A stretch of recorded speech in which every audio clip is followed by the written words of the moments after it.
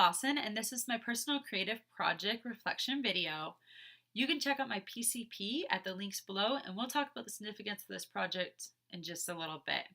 We're going to do a very brief timeline of my projects. First of all, I came up with this idea because I was on Facebook, and I was on my hometown's community page. I noticed a lot of parents were complaining because their 4 and 5-year-olds couldn't do club sports because they missed the deadline, and then they were going to have to do rec sports. And when reflecting upon my own childhood, I don't remember a lot of us even playing club sports or parents really worrying that much that we stuck to just one sport in kindergarten. We usually played at several. And so as I went through the books on creativity, I couldn't help but notice, hey, and think about, hey, do parents do this as well? Do we take how we define creativity and expect our children to reflect that definition back to us? And so I did what most millennial parents do for a creative project, and I went on Pinterest. And I've seen projects to help your children be more creative before, but to be honest, I've been kind of terrified because triplets can be challenging to manage as is, and then toddlers put everything in their mouth, so I figured we'd end up in the ER because they would ingest something they weren't supposed to that was inedible. So I picked 3 projects, and you're going to laugh because they're not that scary, but to a first-time mom, they kind of are. And you put a stick in Play-Doh, and you drop the Cheerios down to stack them. I thought this was going to go super well. The only thing that went super well about this project is that my children ate a lot of Cheerios, and they didn't eat the Play-Doh, so I consider it a mothering win.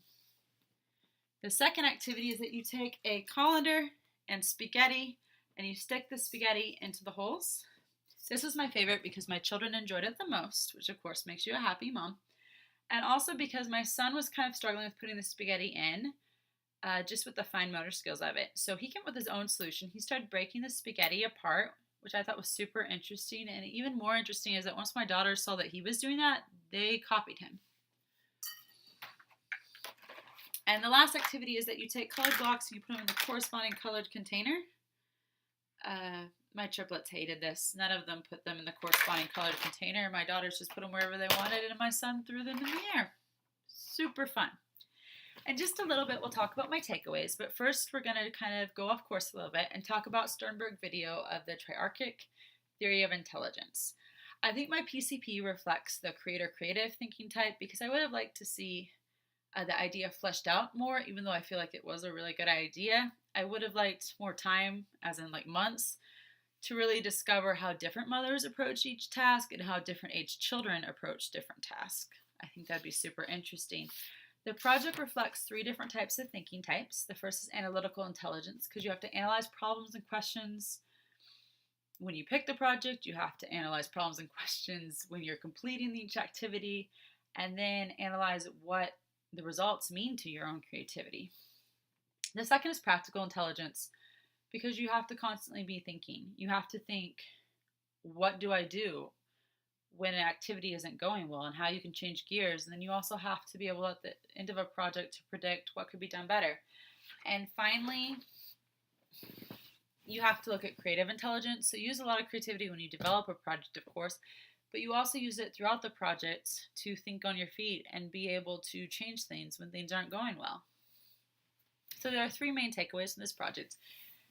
And the first is, to be a creative mother, you have to be able to create a safe environment for your children to play that offer a lot of materials and toys for them to explore.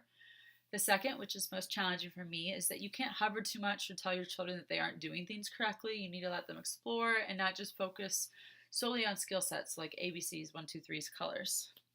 And the third is that you don't want to pigeonhole your children just because they show an inclination towards a certain skill. So just because at 19 months they seem to be good at dance doesn't mean that you have to focus just at dance. They can do dancing and art and sports and all kinds of activities. And finally, the area of creative growth that I believe my project reflects is definitely risk-taking. In Linker's book, he says, even though clinging tightly to the status quo feels safe, it's one of the riskiest moves that you can make. And I think this is true to me in life, but also as a mother, because you don't want to mess up your kids. And I think, Jackie O said it best when she said, if you bungle raising your children, I don't think whatever else you do matters much. And so the significance of this project is that I wanted to do something that was risk-taking for me, but something that helped me grow as a mother, because the more you grow as a mother and the better mother you are, the better your children can turn out.